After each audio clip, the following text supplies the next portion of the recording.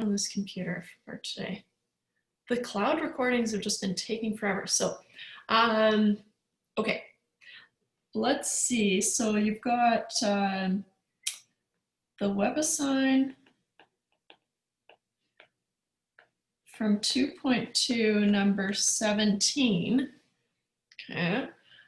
I think it looked something like this. 1 A, B, C, D, E, F.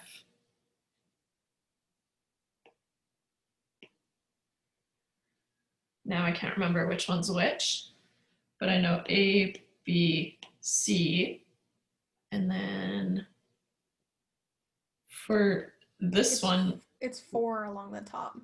It's 4 along the top? Yeah, it makes like a little spoon thingy. Okay. Okay. Comme ça? Like that? Okay. And then I know there are circles like this. A little spin thing. Yeah. Go like 2 down from B, and then 2 down from D, and then 1 in between the bottom ones. Oh, okay. Thank you.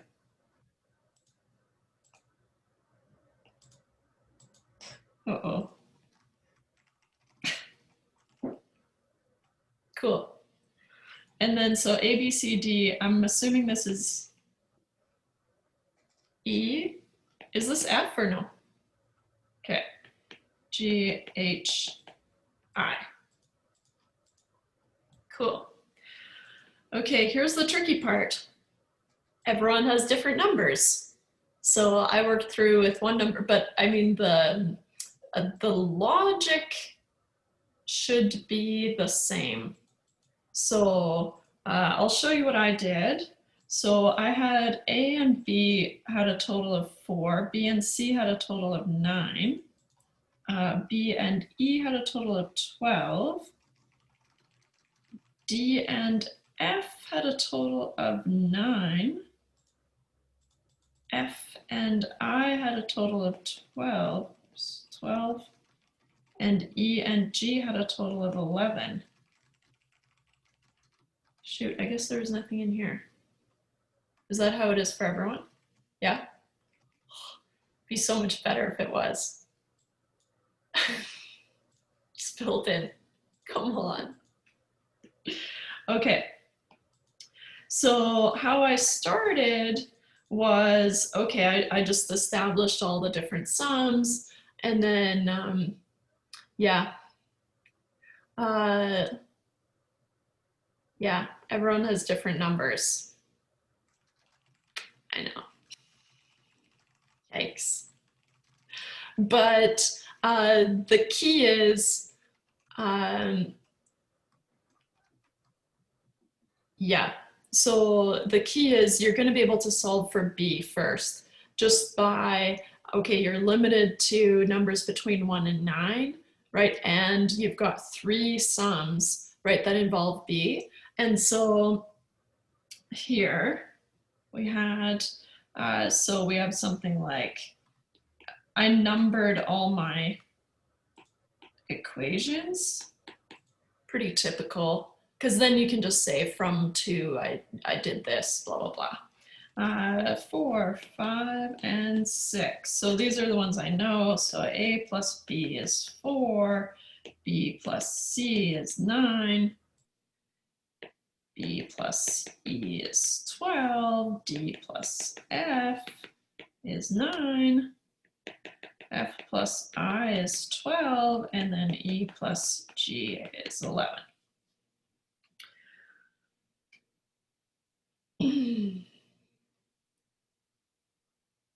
Oh yeah. Sudoku style. It's like, okay, it could be 1, 3, or 4.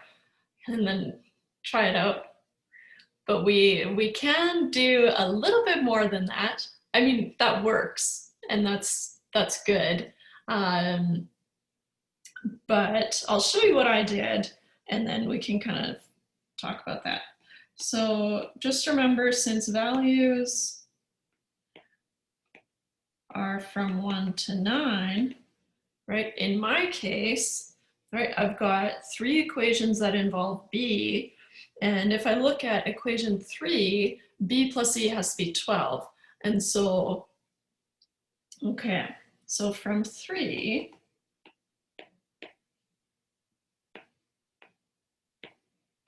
we know b can't be smaller than 3, right? It can't be smaller than 3, right? Because I have b plus e is 12. So let's say E can be 1 through 9, right? None of them are taken so far, right? So E can be 1 through 9, but if I max it out and I say, yeah, if I say E has to be 9, well, to get to 12, B must be 3, right? And so if I say, okay, well, if E is 8, well, then B has to be 4, blah, blah, blah, blah, blah, right? And so the smallest B can be from here is 3. Okay. So, okay. Then I look and do the same thing, but with kind of reverse logic with equation number 1. So I look at A plus B must be 4. And so I let A be the smallest possible thing. And then we know from equation 1, B can't be larger than 3.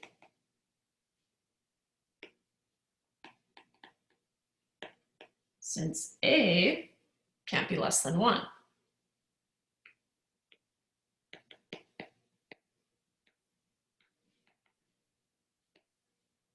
Right? Because we said A plus B has to be 4. And so if we let A be the smallest possible thing it can be, well, then B must be 3. Okay? So now, well, I've pigeonholed this thing, right? Hello? And so I've landed on B being 3. Was that a question? Are you hearing me? Oh, yeah, I'll turn you up. Go ahead. Okay. If you go back up to the assignment, the letter assignment, yeah, right there. You're so the intersection. So for the first one, you said A plus B has to be 4. Is Yeah. that A plus B has to be 4? Okay. Oh, okay. I see. Okay, never mind. Continue. But everyone has different numbers. So Right, right. So I'll show you with the numbers that I got, and then yeah, right. So I was just looking your logic because I was kind of looking into doing the formulas, doing it via the formulas. But yeah, okay, never mind. Continue. Yeah, but that logic there I didn't understand it that way. But this makes perfect sense. Continue. okay, good. Yeah. So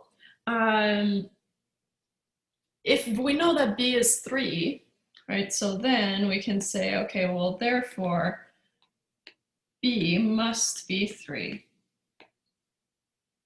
right?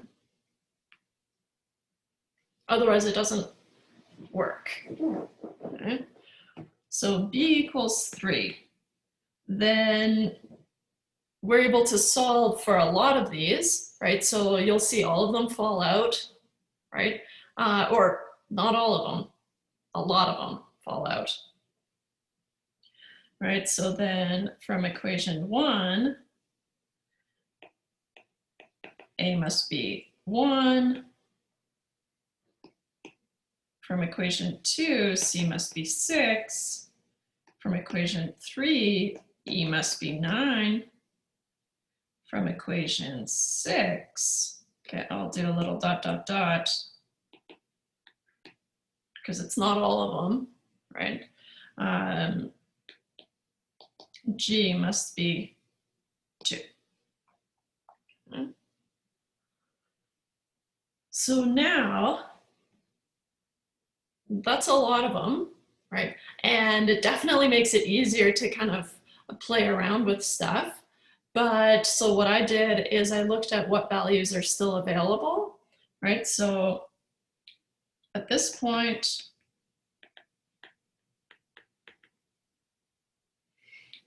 uh, 4, 5, 7, and 8 are available.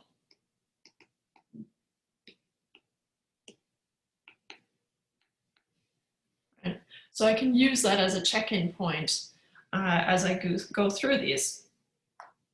So what I did, and this is probably not that elegant, but it still works, right? So from equation 4, I know, for example, that D plus F has to equal 9, right? So now I'm going to go through all the different combinations of D and F and make sure that they equal 9.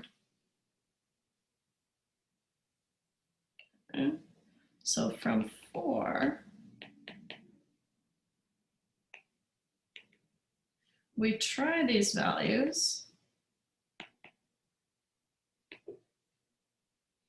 to find a FD pairing that works. So not that helpful, but it is a little bit helpful, right? Because it eliminates 2 options. So if F, oh, sorry. I should do DF pairing because otherwise we're going in the wrong order here. If D is 4, well, then F would have to be 5, which is available.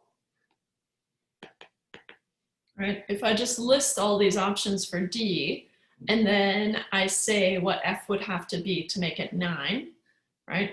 Then I can see if they're available or not, right? So if D is 5, then F must be 4, which is also available, right? Both of those values are available.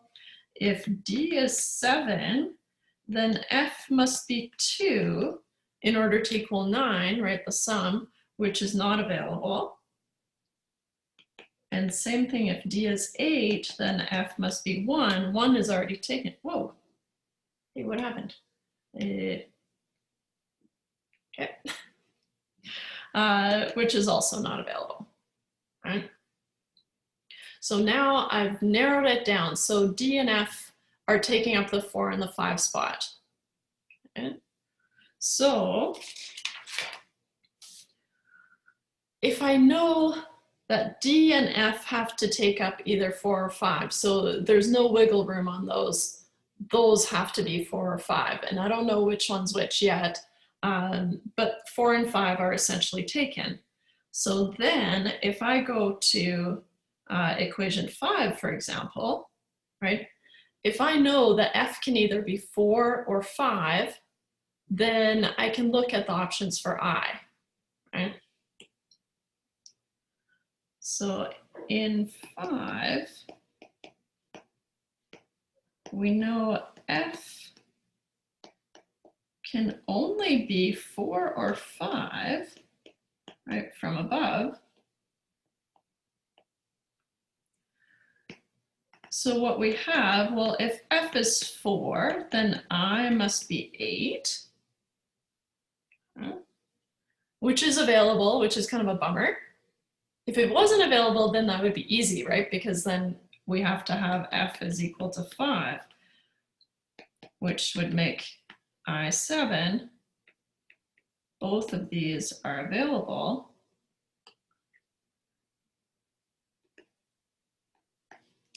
Which is a bummer. if you're lucky enough to come across one where it's not available, then that's great. So conclusion, I didn't get any further than this. So my two options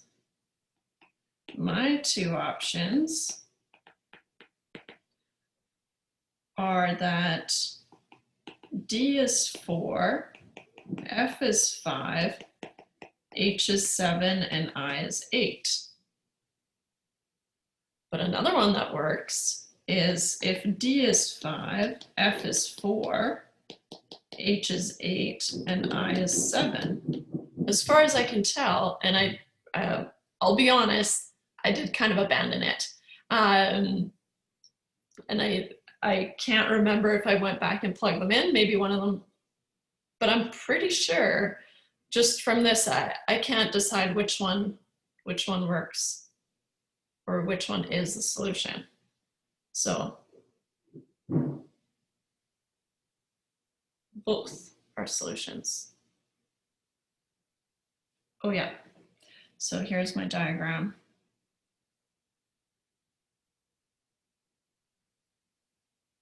Yeah, because we have no knowledge about how H and I, or rather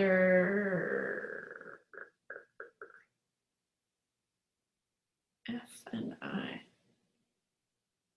Oh, hey, it accepts both. Whew. That's awesome. That is such a relief because I really could not figure out how to do away with one of these solutions. So we have two correct solutions.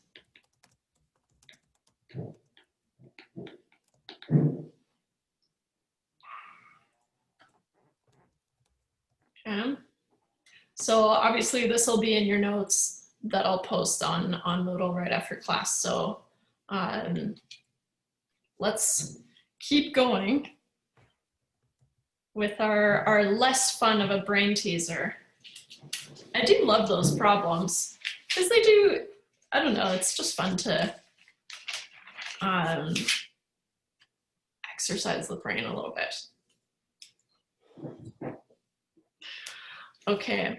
Oh, the outside bracket. I'm not sure. Anyways, I'll leave that with you guys. Enjoy. Was there one set of notes that you did not post? Yeah, so it should accept both solutions. Emily? Yeah. Was there one set of notes that you did not post? Because I was kind of looking for some, don't remember seeing it. Did you post all notes? Yeah. All the notes are posted. Okay. Yeah, they're just all on Moodle. Okay. Just a second, you guys. Hey. Hey, Jared. Sorry, guys. Okay. It's my car finally done in the shop. Sorry. Hey, it lost your co-host now? Come on. Okay, share content. How did it lose the screen?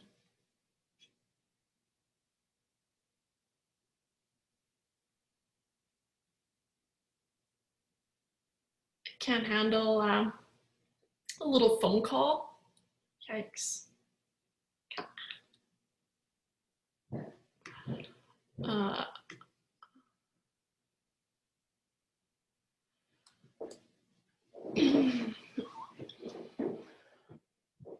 Okay.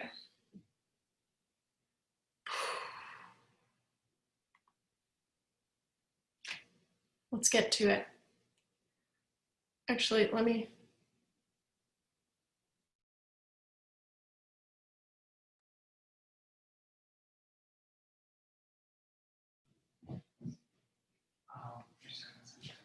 That's okay. All right. So let's talk a little bit about review.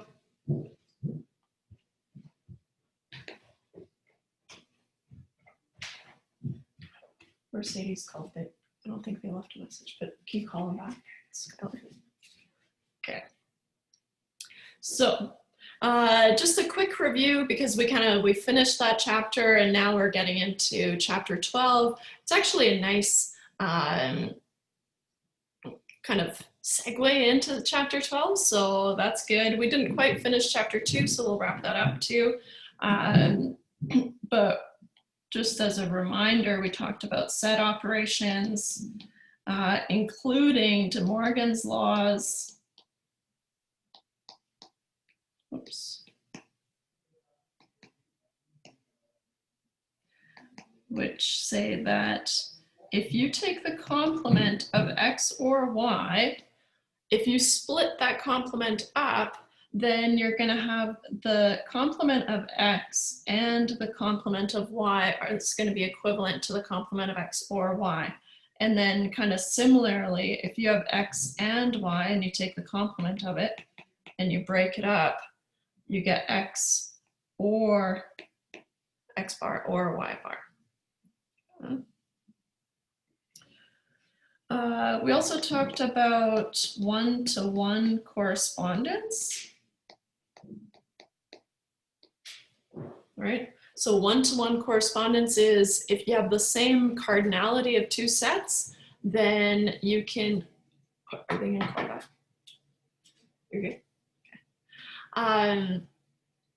So if two sets have the same cardinality, right, then we're able to match one element from set A, let's call it, to a unique element in set B. And so we've got this one-to-one correspondence, right? But that's only possible if we have the same cardinality. We also kind of baked that into infinite sets, right? Infinite sets are if you're, so by definition, an infinite set is if you're able to take a subset of a set and still make a one-to-one correspondence between the two, then you've got this infinite set. And we looked at the set of counting numbers, right, the natural numbers, and then we broke it down to the even numbers, and we can still establish this one-to-one correspondence. And so that's what makes it an infinite set. And then we talked about the cardinality of the set of counting numbers, which was that cool Hebrew symbol, Hebrew letter symbol, Aleph not, right? And so that was our cardinality of the set of counting numbers, and also the set of evens, the set of odds, and I can't remember if the set of integers was included in there, but I assume. Okay. So that's kind of where we got to last day. And then we didn't quite have time to talk about a Cartesian product of sets. We're going to come back to a Cartesian product of sets, so and kind of the Cartesian coordinates. But for now, let's say that the Cartesian product of sets, because we're in the sets chapter, says that, okay, if I have a set A and a set B, I can find the product of these sets, but the set that I have first and then the second set, the order of those two matter, right? So, but the product is just going to be taking an element from set A, if that's my first set, and then an element from set B, and then finding all those pairings. Okay? So if I let A be the set of A, B, C, lowercase, and if I let B be the set of 1 and 2, okay,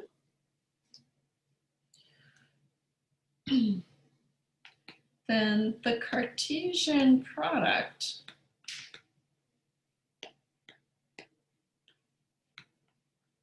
of sets A and B which we denote as just A by B.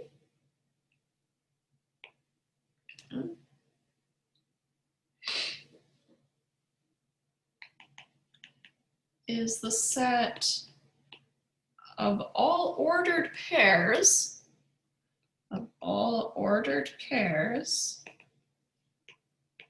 which we usually denote just in parentheses, so round brackets, and then x comma y, right? So first element, second element, I assume that this is familiar to you, where x is an element in the set of A and y is an element in the set of B, right? So x is pulled from A and y is pulled from B. So what we have is we can do the set A, which has elements A, B, C, right? So here's A, and then I've got B, which is 1 and 2. Oops.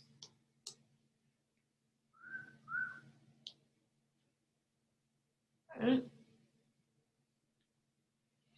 If I've got this kind of grid system, then the product here, if I'm taking A by B, so A times B, I have A comma 1 followed by A comma 2. And I can just kind of go through this matrix and just figure out all the ordered pairs, right? And so if we're finding, I'll make it A by B, right? That's what I'm doing. So then we've got B1 and B2. Well, I think she's okay for now. And then C1 and C2.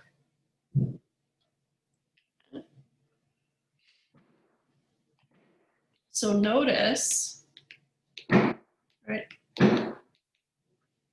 A times B is not the same as B times A, right? Because then I would have B on the left-hand side and then A on the top, and so my pairs, because the order matters, right? They're ordered pairs. My pairs in there are going to be different.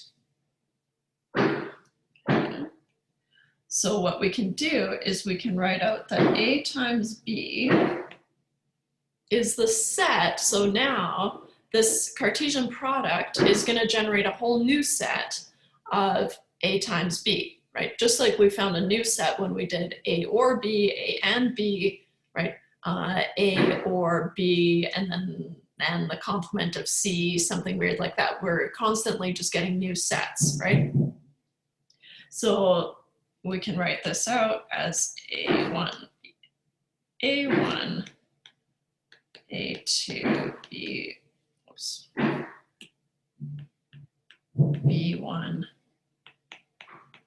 B2, C1, C2. Oops.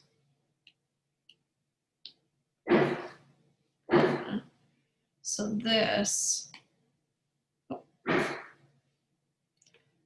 generated a new set, a set of ordered pairs.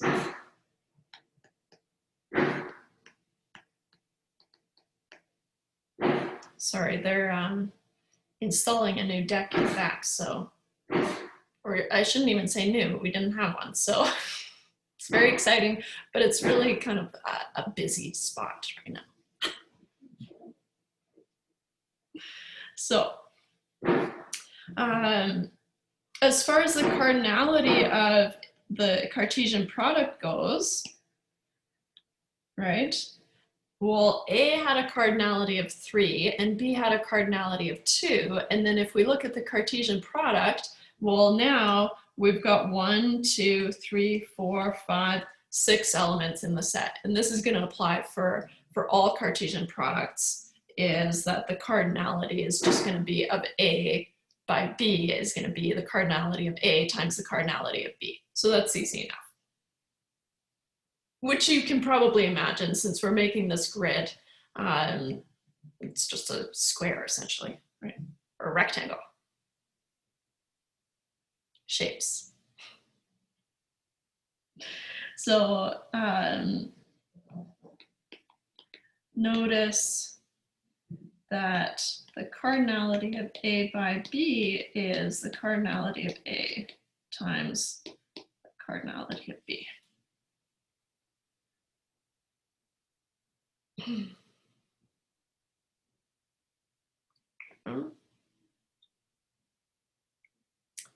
So I can't remember, shoot, if I went through, I did go through the questions for 2.4, but 2.4 introduces the fundamental counting principle, but we're about to see it in chapter 12 in like, I don't know, 15 minutes. So just kind of be aware that it is introduced, so it is an option for the questions. And then, so I'll just say the fundamental counting principle is introduced in 2.4, but we will see it 12.1. So refer to those notes instead. Right, no point in doing things twice. Okay. But just for, I'll clean this up here. For when you're working on that assignment, if there's something that you think might be able to use the fundamental accounting principle, which is essentially what we just talked about with the cardinality, but we'll save it a little bit. Then you can flip to note. In fact, it's only one page away. One page. So that's the end of chapter 2, our first chapter that we were doing. Any questions before we get going into chapter 12? So we're skipping around, but it still has a nice flow. Okay. So this is the end of chapter 2. So I'll put chapter 12 on a fresh page here. So 12.1, I'm not terribly up to speed on the high school curriculum, but I'm pretty sure you do combinatorics, so permutations and combinations in grade 12, maybe? Maybe, might be 11. Yeah. That's okay. We're gonna do them now. Hey, that's pretty good. Okay, so might sound familiar, even if it doesn't, that's fine. We're gonna start from scratch. But it is just a way of counting. So we're used to counting, 1, 2, 3, 4, 5, 6. But for things like in statistics, if you're doing probabilities, for example, then you need to know how many different ways things can happen, right, in order to determine a probability. And there are a lot of different instances where we need to be able to count how many different ways things can happen. And so the main players are going to be permutations and combinations. So today we're doing permutations, as much of it as we can, and then we'll move on into chapter 12 next day. So permutations. Permutations.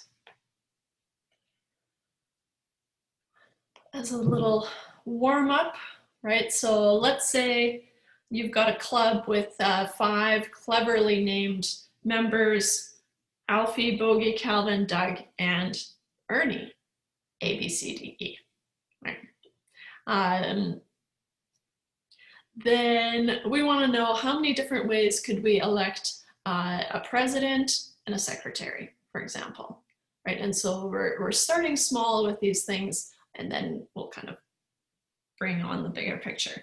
But for example, consider a club with 5 members. Oops.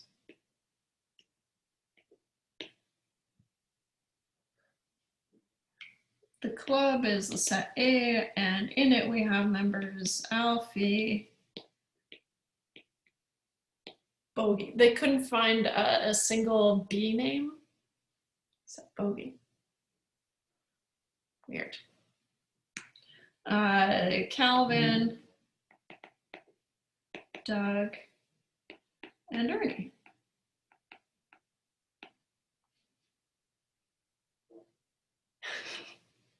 I know, what happened to Bob? Ben, all great options. Bogey. I'm not even sure. Hey, yeah, why not Bert? Yeah, all the bogeys in the class. You know what? I do think it should be Bert. How about that? RIP indeed. Not even in the set anymore. Okay, so we've got all these 5 members of the club, and so Bogey's out. Bert is in. So we want to know how many ways could they elect a president and a secretary?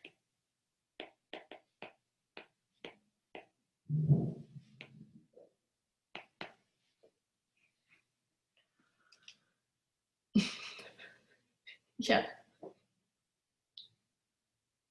Sorry to all the bogeys out there. Maybe it's Boogie. No. Be better. Bougie. Is it really better? No. Yeah, bougie. Okay. So, to figure this out, right, you would have to first elect a president and then elect a secretary, right? Let's assume, so just some of our assumptions here, we have to assume that the president can't also be the secretary. If that were the case, that's a different Doug and Bug. Yeah, it all works. Right, so let's just assume that one member can't have 2 roles. So that is an assumption and something that we should probably outline. But for now, let's just go ahead without getting too mucky. Okay. So one way that we can do this, and often we use tree diagrams to just kind of visualize these things. One thing with tree diagrams is they very quickly get out of hand. Right? And so if you've only got these 5 members and you're only choosing 2 positions, then it's fine to have a look at a tree diagram to see what it looks like.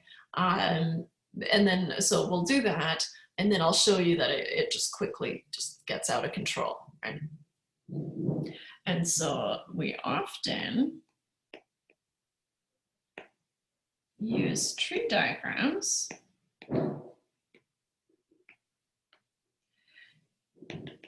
if the set is small enough,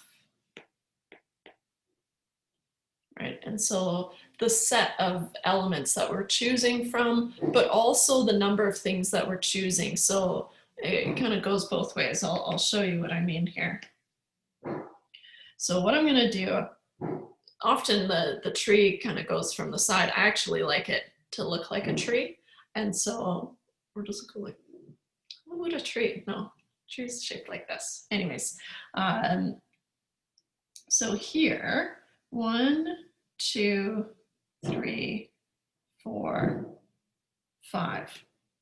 Here, I'm choosing someone to be the president in this layer, right? And everyone has the same probability of being chosen, so we're not dealing with anything like that. But here we could have Alfie, Bougie, Calvin, Doug, we call them Bert, Doug, and Ernie. Right? So all 5 of these guys could be the president, and then, but if they're chosen as the president, then only the other 4 are available to be the secretary, right? So we've got these 5 branches, right, for the president, and then on each branch, we've got 4 options for the secretary, right? So here we go 1, 2, 3, 4, 1, 2, 3, 4, 1, 2, 3, 4, 1, 2, 3, 4, 1, 2, 3, 4. So if Alfie was chosen as president, then our options for the secretary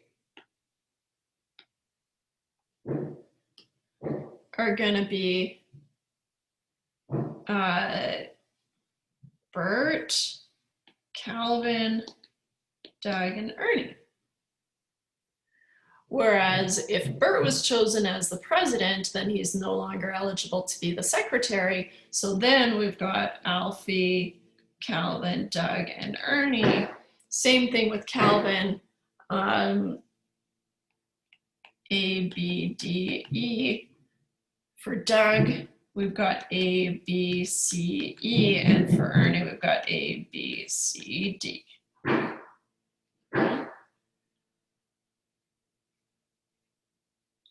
These are all the possible combinations that we can have, right? One of them is going to be president, one of them is going to be secretary. But if we count these, right, we've got 1, 2, 3, 4, 5, 6, 7, 8, 9, 10, 11, 12, 13, 14, 15, 16, 17, 18, 19, 20. Ugh. Right, we've got 20 different ways that we can choose a president and a secretary. So there are 20 ways to select a president and a secretary. Let's think about, okay, so what if we had to elect a treasurer? Now, on each of these branches here, right, we would still have three choices. So each of these branches would then get 3, 3, 3, 3, 3, 3, 3, 3, 3. And you can see how it just gets completely out of control, right? But this is what we'll be doing, but not with tree diagrams necessarily. If we're doing, if we're choosing 2 from a set of 5, then it's easy enough to look at a tree diagram. But most of the time, we're dealing with bigger things, right? So from 10, I'm choosing maybe 3, right? Then I've got 10 members of the class or of the club, and then I need a president, a secretary, and a treasurer, for example, right? And then that's just out of control, but we'll still be able to solve those with permutations. So I'll just write it down here. So what if we had to elect a treasurer as well?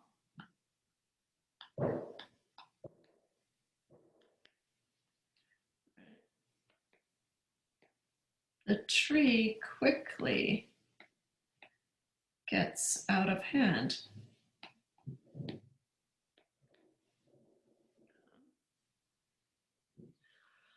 So then another option that we have is, well, we know how many people we're choosing from or how many elements we're choosing from at each step, right? So to choose the president, assuming he's chosen first, that's kind of the most prestigious level, we're picking from all 5. So then we have 5 to choose from. And then the secretary, well, if one is the president and they can't be secretary and president, then we've got 4 to choose from. And so another option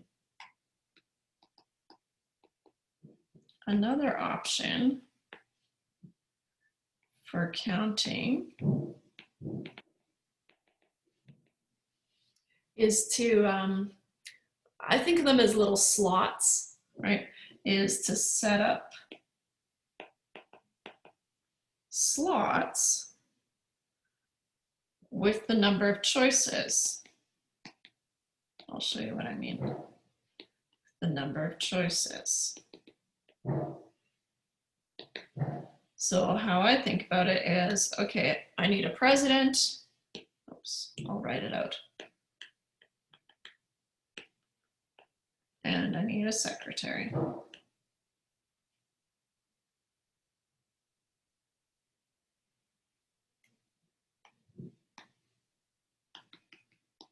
Number to pick from, right, is that top. So for the president, that's the first one I'm choosing. I've got 5 elements to choose from, right?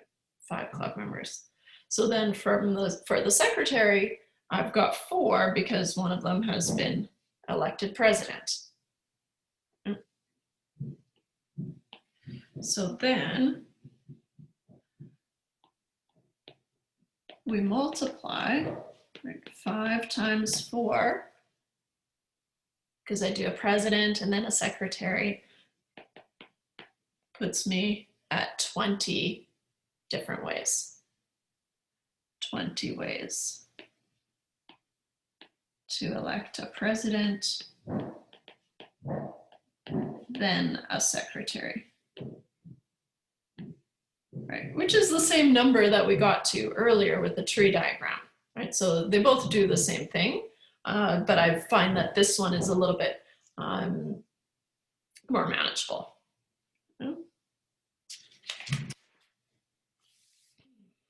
So what So we're then you were saying if you were to add a treasurer as well, would you then include the 3 afterwards, and then would it be 5 times 4 times 3? Totally, yeah. So now it's going to be easier, right? So if we have a president, we have a secretary, and we have a treasurer, 5, 4, and then 3, assuming they can't have the same role. So then I've got 5 times 4 times 3, 20 times 3 puts me at 60. Oops.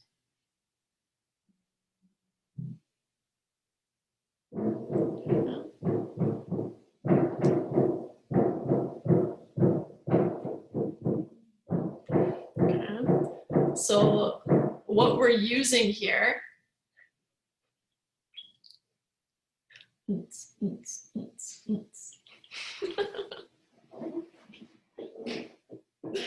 is the fundamental accounting principle. Okay, so like I said, it should have been introduced in 2.4, so you might use it, but it's essentially whenever we're, can't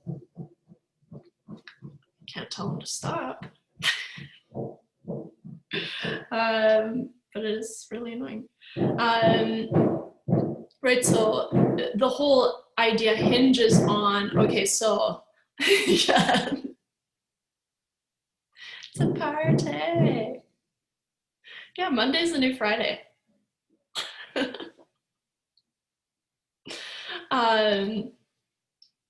So the idea hinges on, okay, so first I select this element, right? The president. And then I go on and I select the secretary. And then I go on. So we've got these consecutive things happening, right? And so that's the fundamental accounting principle. And that's what lets us just multiply through. Okay. Okay, so let's write out the fundamental counting principle, the remix.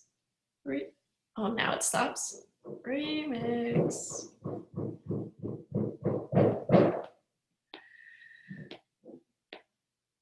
Fundamental counting principle.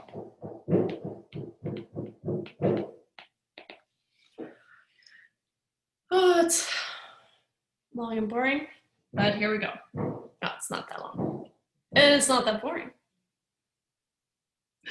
The fundamental counting principle. The fundamental counting principle gives the number of ways,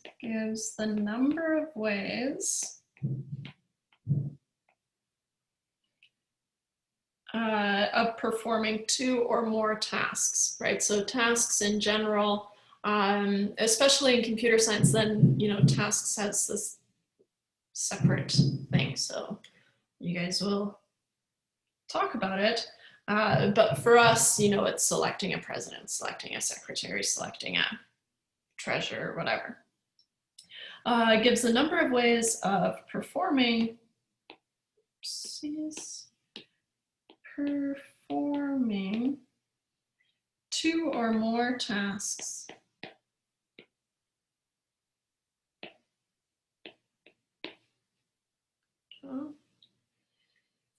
So now, if task A can be performed in lowercase m ways, can be performed in m, oh, I should probably make it look like an m, in m ways, and if task A is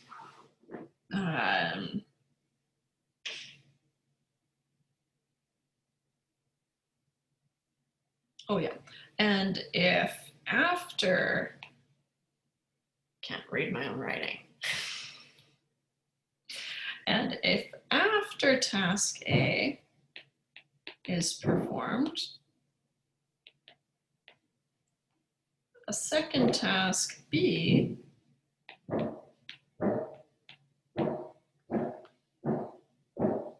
can be performed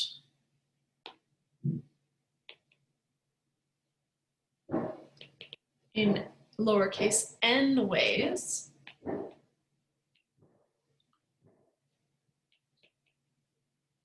then task A followed by B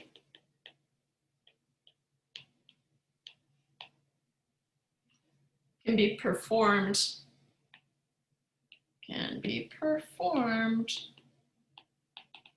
in m by n ways. That's the fundamental counting principle. I'll put a little box around it because it is an official definition. Whee! Not a nice box, but a box nonetheless.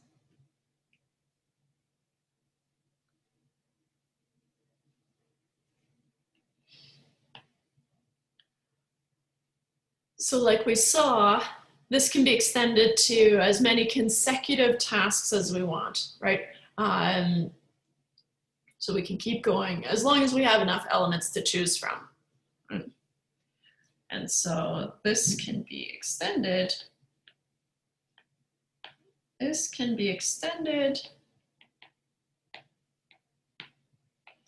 to as many consecutive tasks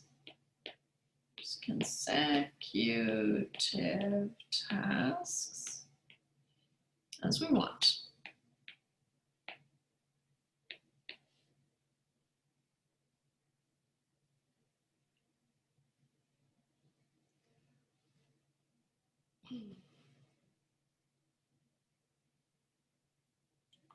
Okay.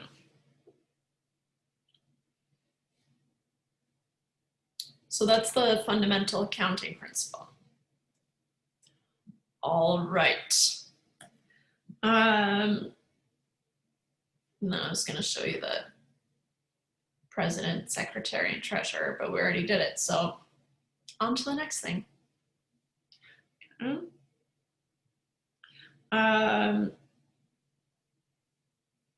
We already talked about, so in sets, right, if we're using curly brackets and we're talking about sets, the order within the set doesn't matter. But then we also saw with those Cartesian products, right, that if we're using parentheses, round brackets, then the order inside there does matter. AB is not the same as BA, right? And so if you think about a plane, right, the point 1, 2, so when x is 1 and y is 2 is different from when x is 2 and y is 1, right? And so if you're using those round brackets, that's what's going on, right? Order is going to matter in there. So when we use set symbols,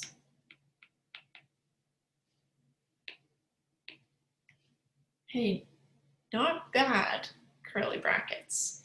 The order of the elements is not important. The order of the elements is not important.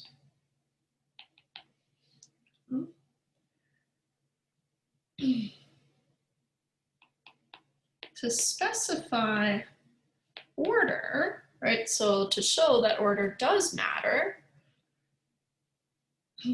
we use parentheses. To specify order, we use parentheses, which are round brackets, to make an arrangement of elements. To make an arrangement of elements.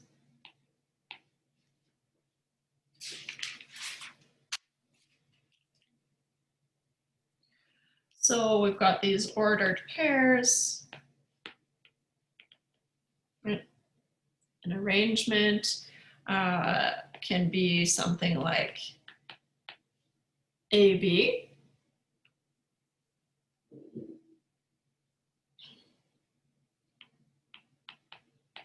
And BA.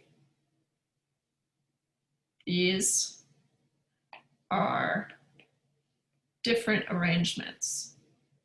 Oh, maybe I'll do this. These are different arrangements, right? Because now order matters.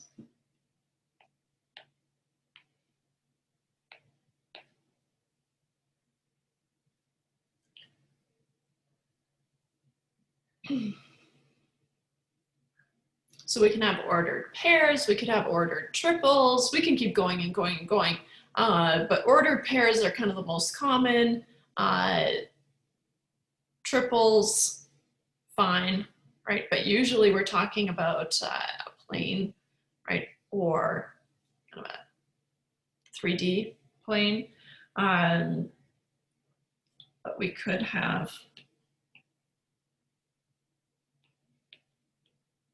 oops. We could also have ordered triples.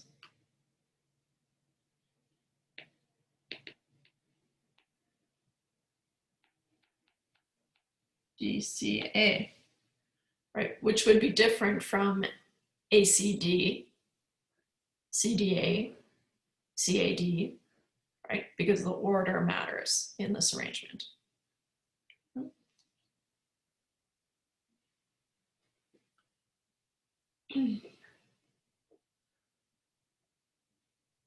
So if we're picking from a set of elements and we're making this arrangement, then if we're only picking each element once and we're saying, okay, if I've picked it, then it's out, I can't use it again, so now we're not using any repetition, right?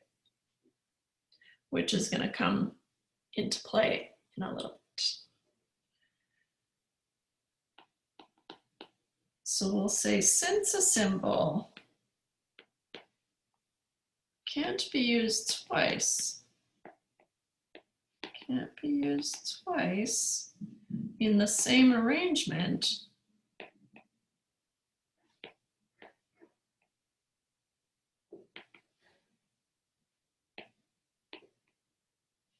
we say they are selected without repetition.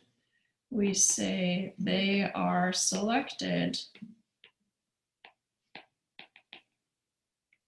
without repetition.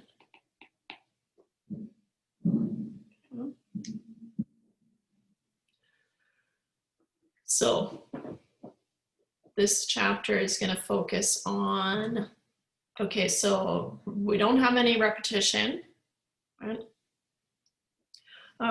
And then, so there's going to be a big blurb about that, right? But for all of this that we're about to do, weird. So for all of this that we're about to do, right, we're assuming that there's no repetition. And so once something's chosen, then it's not put back into the set, right? So it can't be chosen again. This would come into play in stats, right? So in statistics, you would have, you know, you're counting cards, for example, everyone's kind of favorite thing, from stats at least. And so it matters if you pick a card, right? And then you put it back in the deck, and then so you're free to choose it again. That's going to behave very differently from the probabilities that you get. Whereas if you're going to pull a card and then toss it, right, that's going to change the probabilities in the deck, right? And so with repetition or without repetition makes a big difference. But for us, we're going to focus on no repetition, at least for now.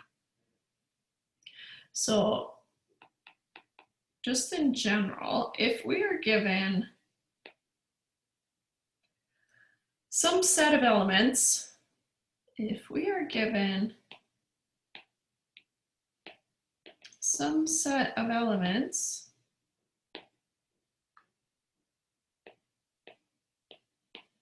and we are to choose without repetition, where the two sets don't, can we, okay, so can we work through an example of a Cartesian product where the two sets don't have equal elements? Yes. Do you mean like the one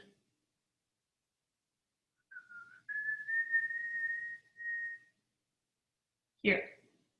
Oh, still catching up. Okay. Yeah. This. So, okay.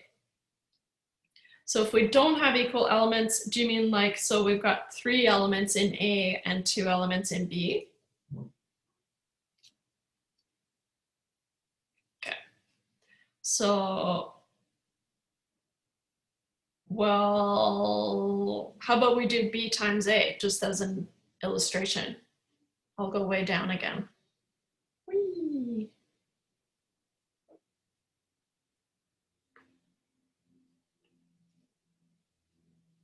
I'll put it on this page here. So if A is, well, let's use Alfie, Bert, Calvin, Doug, and Ernie. A memory exercise, but not in the way you think. Alfie, Bert, Calvin, Doug, and Ernie. Okay. And B is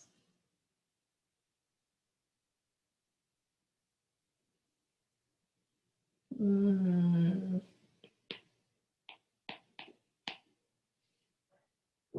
two, three.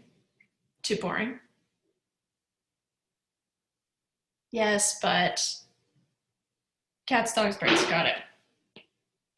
No, you got it.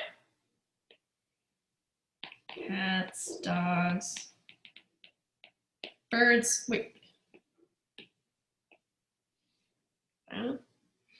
So now let's look at B times A instead. So B times A means that I have to pick, so B is selected first.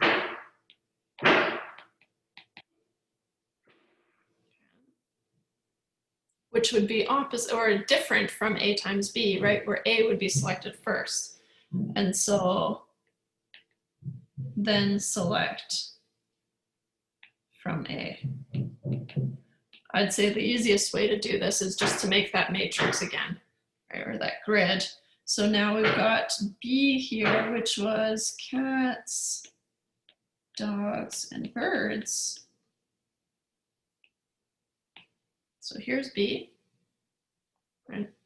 So that's the one I'm going to deal with first. But then I've got Alfie, Bert, Calvin, Doug, and Ernie. Let's not get too crazy here. In fact, I'll do a lowercase c, a lowercase d, and a lowercase b for cats, dogs, and birds. I guess I should have ordered those. Doesn't matter. And then, so here, I've got my set A. So then B times A is going to be, okay, so a cat and Alfie, or a cat and Bert, a cat and Calvin, a cat and Doug, oops, and a cat and Ernie. Those are my only sets that involve the cats, right? And so, or those are the only elements that involve cats. Same thing with the dogs and Alfie, dog and Bert, dog and Calvin, a dog and Doug, a dog and Ernie.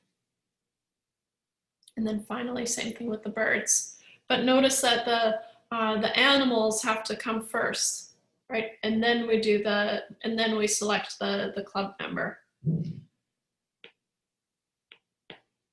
B, A, B, B, B, C, B, D, and B, E.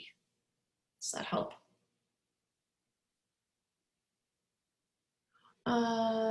This question I'm looking for, presumably. Crazy. Nice. Good. So they would want all those. It's a lot, but it's not hard. It's just tedious. So tedious is my favorite thing.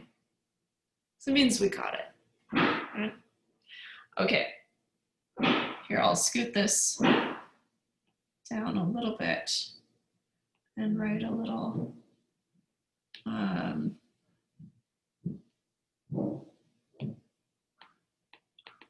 Cartesian product side note.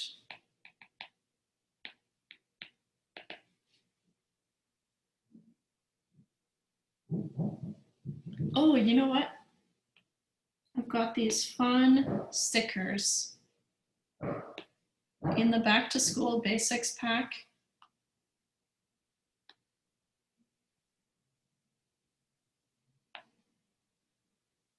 Okay.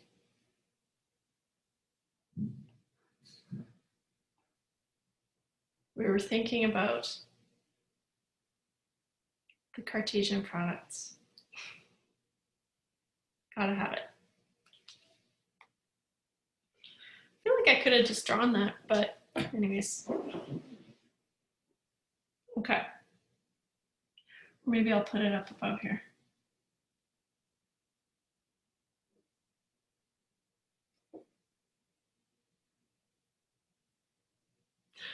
Okay. So we were establishing kind of the basis for the definition of a permutation, and then also a combination. But if we're given some set of elements and we are to choose without repetition, without repetition. And that's going to be important.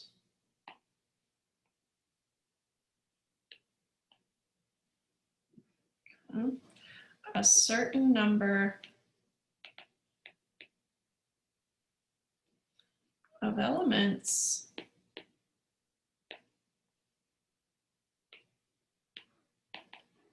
from the set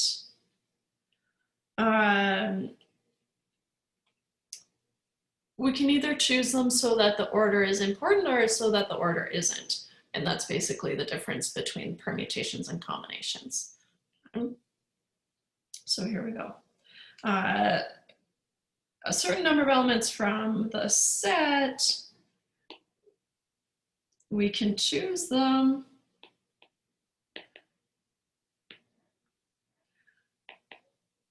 so that the order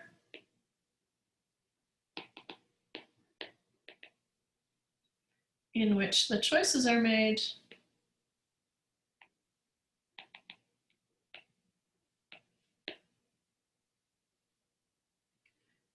is important or so that it's not.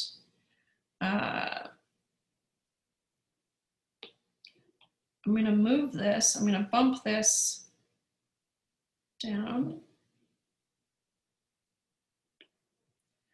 and then move this up. I think there's room.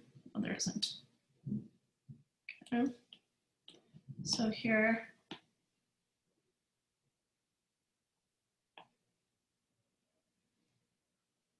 just a little side note, okay? But I want to have all this on the same page at least. So, so essentially, if we're just choosing without repetition a certain number of elements, we can choose them so that the order matters or so that the order doesn't matter. So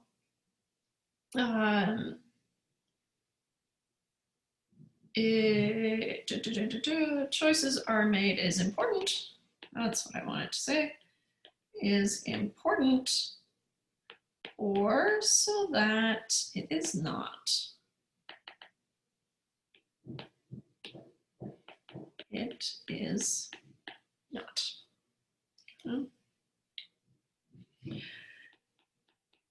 If the order is important,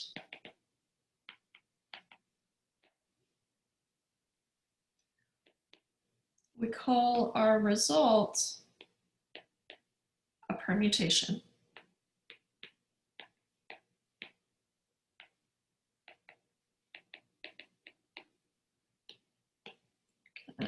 So I'll underline that here and then I'll kind of highlight what the difference is. So if the order is important,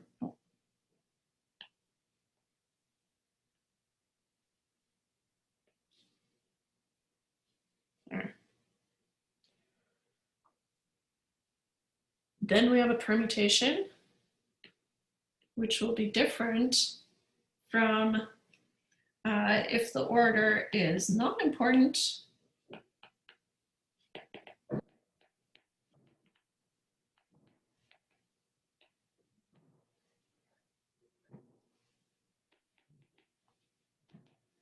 It is called a combination.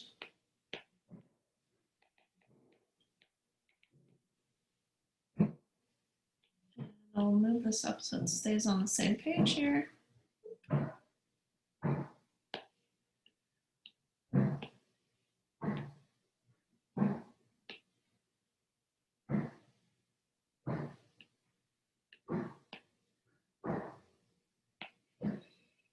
And combinations will be in the next section.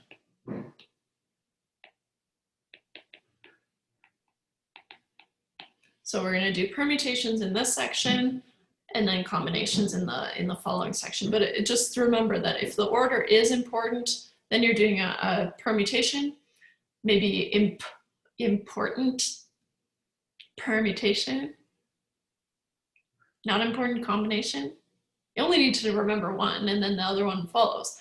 But yeah, so you'll want to keep an eye on which one's which. So today we're just dealing with permutations. So we need to have the definition of a permutation. Ugh. All these rules that we have to establish before we can even do anything. So a permutation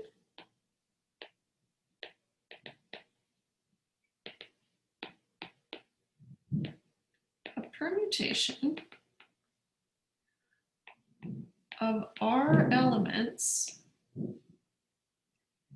selected from a set capital S with n elements, with lowercase n elements. Oops.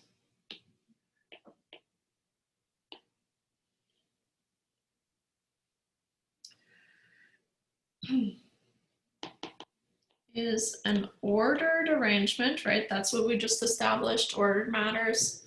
So is an ordered arrangement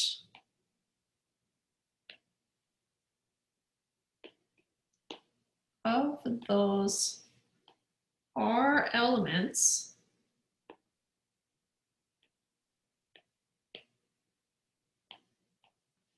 selected without repetition.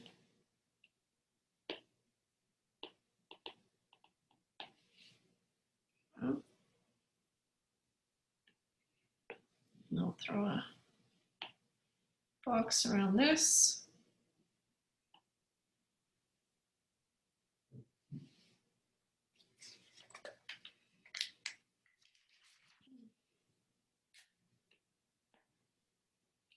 So if we're talking about permutations, then the notation that we use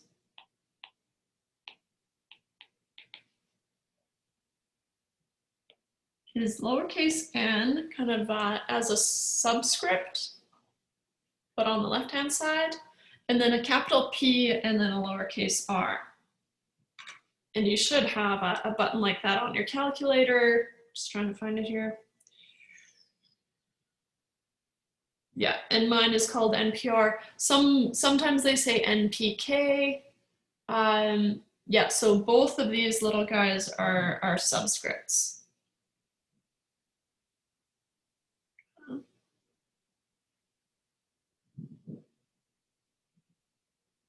And you'll see if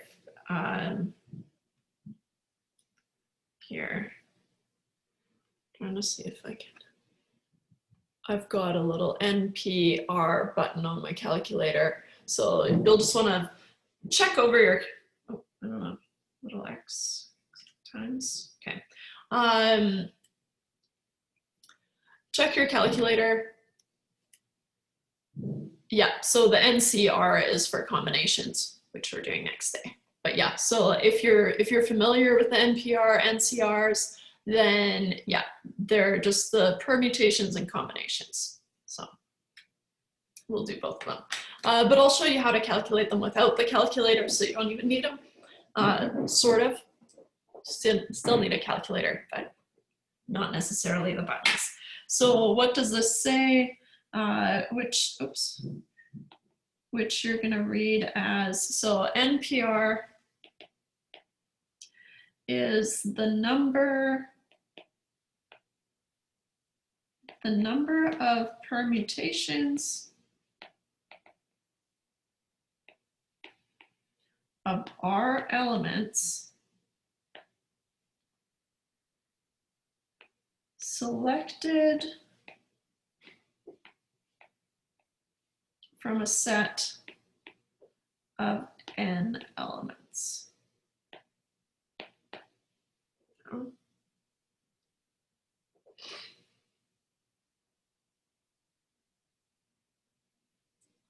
So it's the number of permutations, right, where order matters, of R elements. And so we're looking at, 2 or 3 elements selected from a set of 5 elements, for example.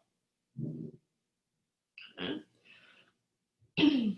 Before we can talk about how to calculate NPR or how your calculator calculates NPR, we have to talk about factorials. And so factorials is that exclamation mark, and maybe it's familiar, maybe it's not, but we'll just do a quick run through. They're pretty fun. So before we can see how NPR is calculated,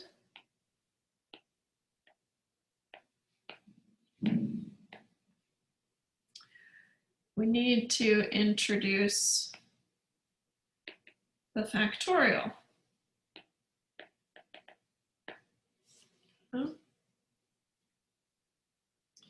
So a factorial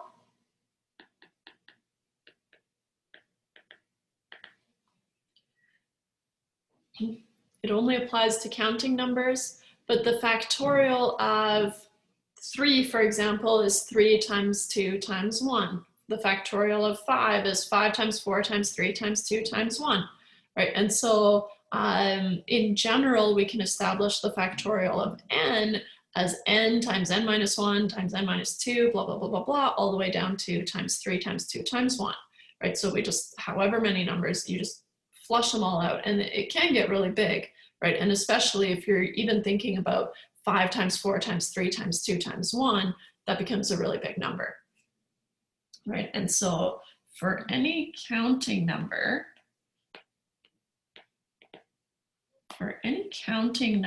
n, the factorial of n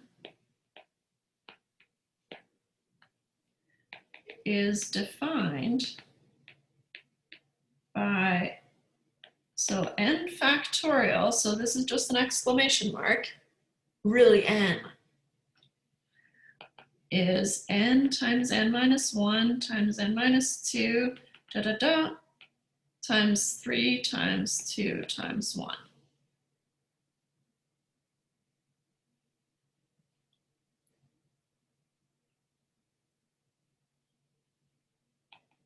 And just a fact, 0 factorial is actually 1. So just keep that in mind.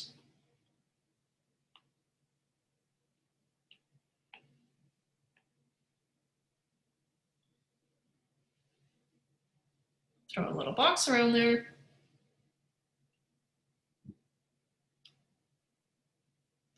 So if we have, so for example, if I have 6 factorial, 6 factorial is 6 times 5 times 4 times 3 times 2 times 1. Just using the little x's for my multiplier, just to make it obvious that I'm multiplying, which I can do on my calculator.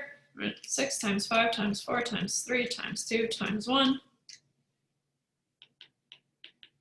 is 720, right? Or you might have a factorial button on your calculator. I do, depending on what kind of calculator you have. Most calculators have a x factorial button. So then I could do 6 factorial is 720, just like we found. It'll max out, right? So I don't think I can do 100 factorial. Yeah, math error. So it can only handle some stuff.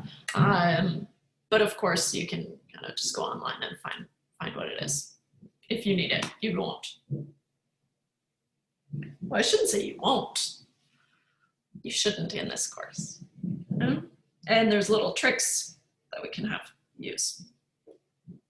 So we've got 6 factorial. We can try, 4 factorial. 4 times 3 times 2 times 1. Very tame. 24.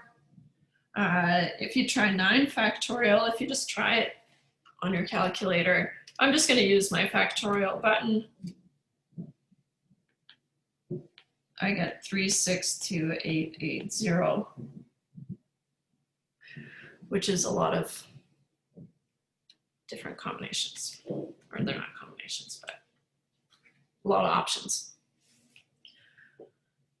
So we use the factorial to figure out how many permutations we have, but it's a combination of a couple of factorials or a fraction of factorials. And so to get started, if I want you to find something like 12 factorial divided by 9 factorial, right? I want you to kind of be careful with this, because there's a clever way to do it is you could list out, okay, so 12 factorial, that's larger than 9 factorial, right? And so I could say, well, 12 factorial is the same as 12 times 11 times 10 times 9 factorial, right? And then divided by 9 factorial, because I'm just multiplying and dividing, then I can cancel that 9 factorial. And so now I've reduced it to a very manageable number. And so here, the trick is to write out the larger factorial. I'm trying to kind of articulate it until you reach the smaller factorial. Until you reach the smaller factorial, then cancel. So if we're looking at 12 factorial over 9 factorial, what I'm going to do is I'm going to write, well, that's the same as 12 times 11 times 10 times 9 factorial divided by 9 factorial.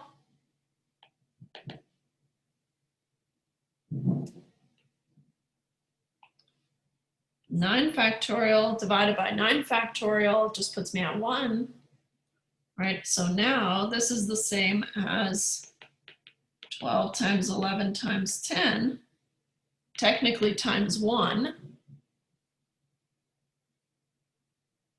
Maybe I'll do that in a different color. Oops. Times You don't technically have to do the times 1 though. You just assume it's always times 1, right? No, because it just disappears, right? Or times 1 doesn't do anything, right? But I just want to show you where it went to. So that's why I made it a different color. Just, you don't have to show it at all, right? But I want to show you where it went. And then 12 times 11 times 10 is still large at 1,320.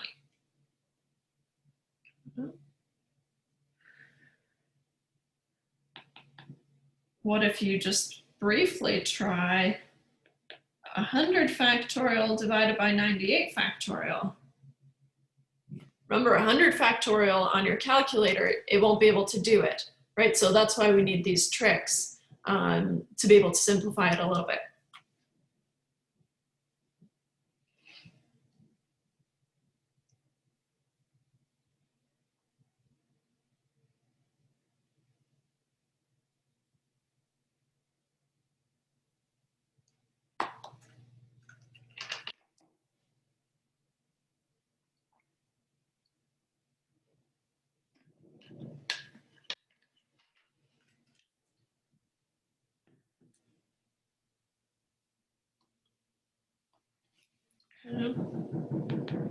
So here, I've got 100 times 99 times 98 factorial. I didn't have to go too far, right? Divided by 98 factorial.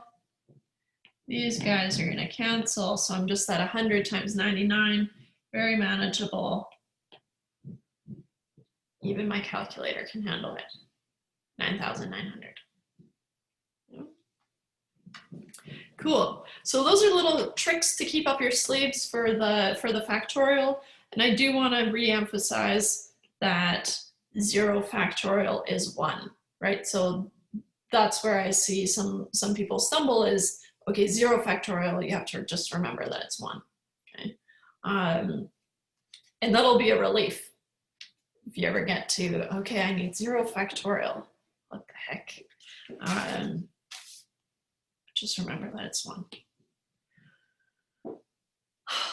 When are we going to need the 0 factorial? When we calculate NPR. Okay, so the formula for NPR involves 2 different factorials, and it involves a ratio of factorials, just like we saw. So, what a surprise. What? It's all leading down the same path? Crazy. So we can now establish a general formula for NPR. We can now establish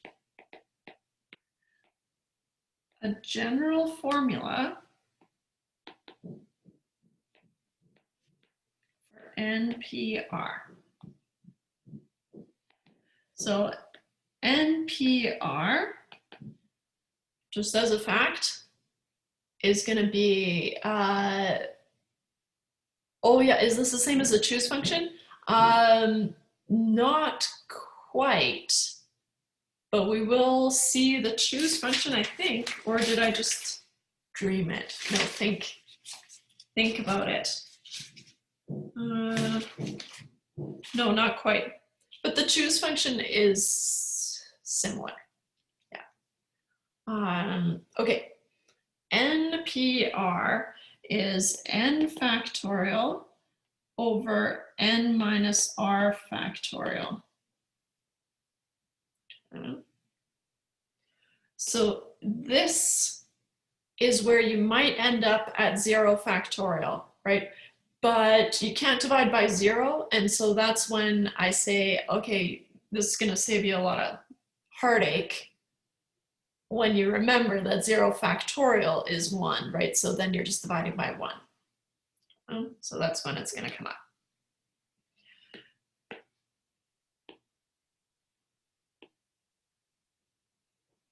It's a good one to have up our sleeve.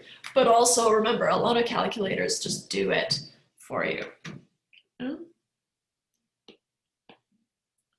So let's do an example.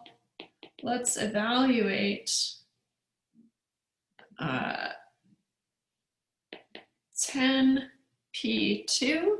So what is that actually saying, right? From a set of 10 elements, I want to choose 2 elements where the order matters, right? So how many different ways can I do that, right? Well, using the formula, I get, well, 10 factorial divided by 10 minus 2 factorial,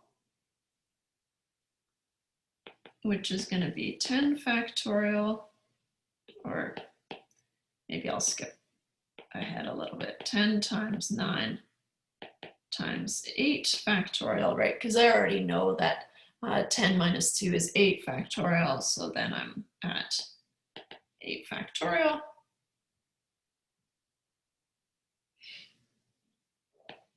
These guys are going to cancel. So there are 90 ways, right, where the order matters that I can rearrange groups of 2 if I have 10 to choose from, right, or permutations.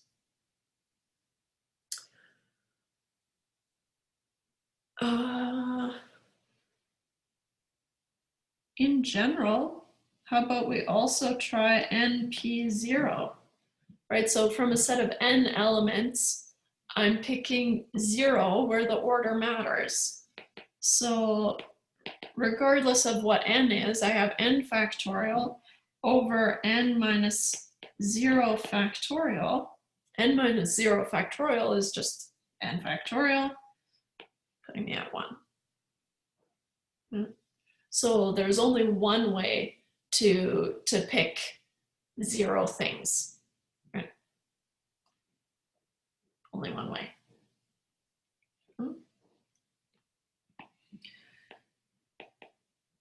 There is only one way to pick 0 things. I corrected my 0, but I kind of like it. Looks good.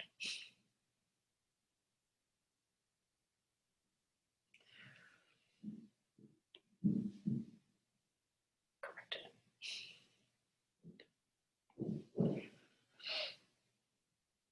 Same idea. If I won't have 8 elements and I want to pick 8, we can look at that with the formula, right? 8 factorial over 8 minus 8 factorial. That puts me at 8 factorial divided by 0 factorial, which is just going to be 8 factorial, which is 40,320.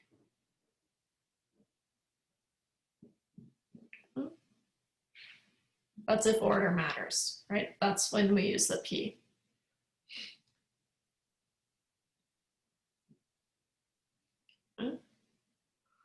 If we want to kick this up a notch, we can think about, okay, well, what if some elements that I'm picking from are indistinguishable from other elements, right? And so let's go there. Now consider a situation, got a situation where some elements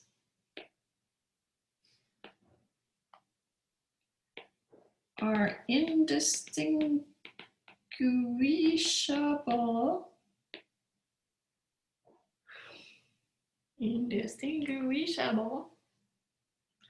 from the others.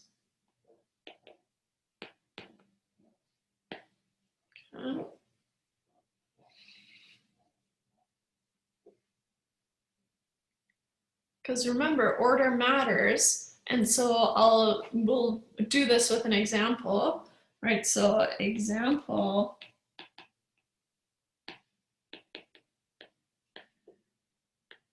how many permutations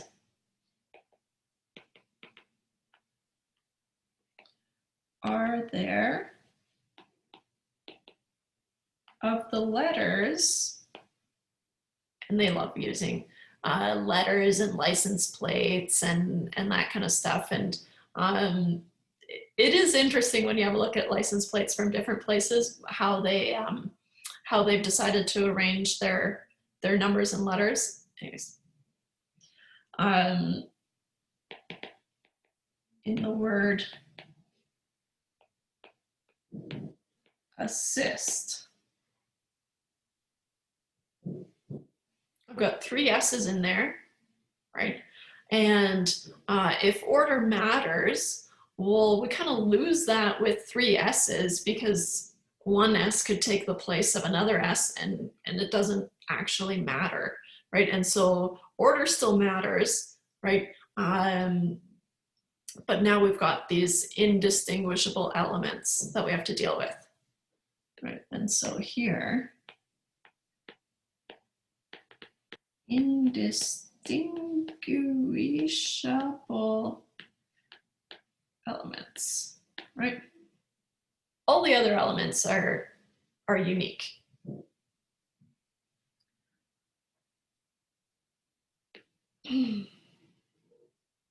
So what we're going to do is we're going to consider each of these S's as individual S's, right? S1, S2, S3. So we're going to pretend that they're all distinguishable and unique, right? And figure out how many permutations we could have. And then we're going to divide out the permutations of these 3 S's. Okay? So the steps, 1, consider all the letters distinguishable.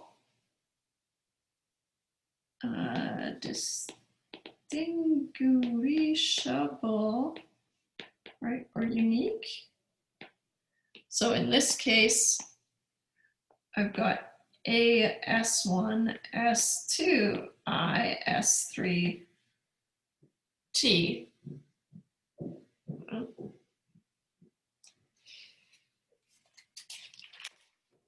And so now,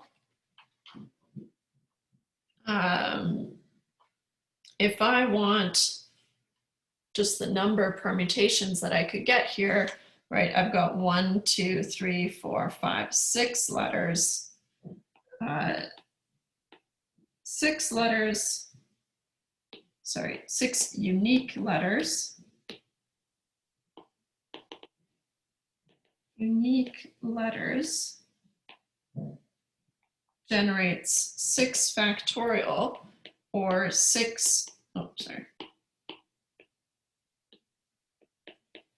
Or 6 P6. I always read it as 6 pick 6 because it just kind of makes sense. But it doesn't tell you anything about the order mattering, but I just read it as 6 pick 6. Different permutations.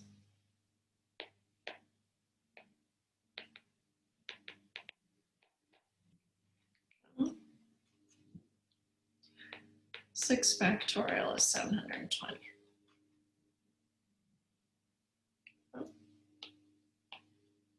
The second step, and I'm trying to kind of articulate it. So now you're going to do the same thing, but for these 3 S's, right? So these 3 S's have 3 factorial different permutations, right? And so you're going to divide those out. Yeah, 3 times 2 times 1, 6. And so divide by the number of permutations, the indistinguishable elements generate.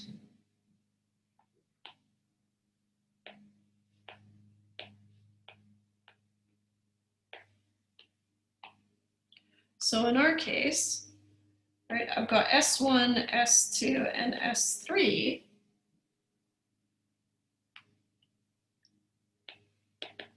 Three factorial permutations, 3 times 2 times 1, putting us at 6 permutations.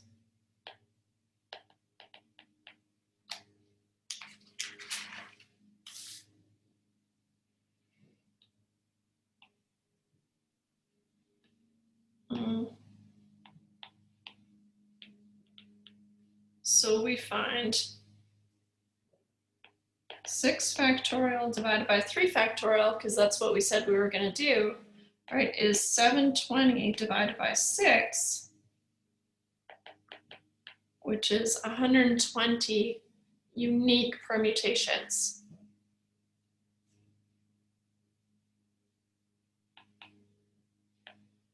There are 120 permutations. Oops. Permutations of the letters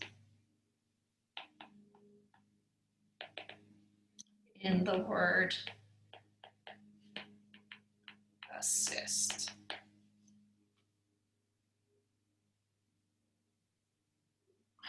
And I'm out of time. Not bad though, not bad. We almost got through 12.1, but that's okay. The rest of chapter 12 kind of follows the same pattern, so anyways, we'll keep going in chapter 12 next day. Any questions?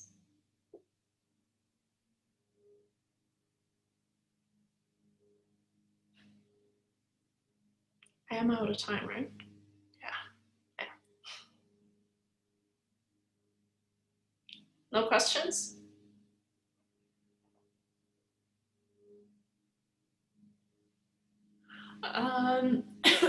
Oh, what chapter do I think is the hardest? If I had taught this course before, I'd probably be able to tell you.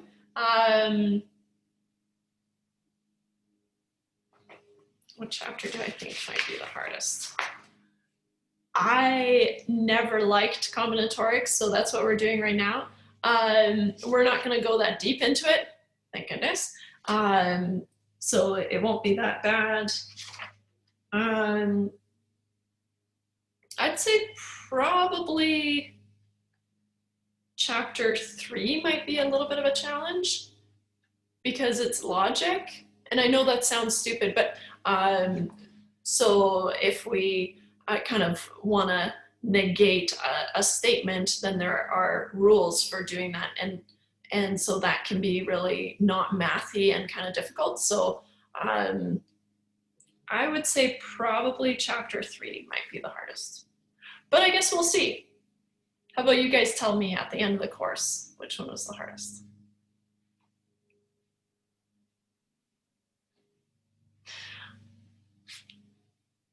All right. See you guys on Wednesday. I'm kicking you all out.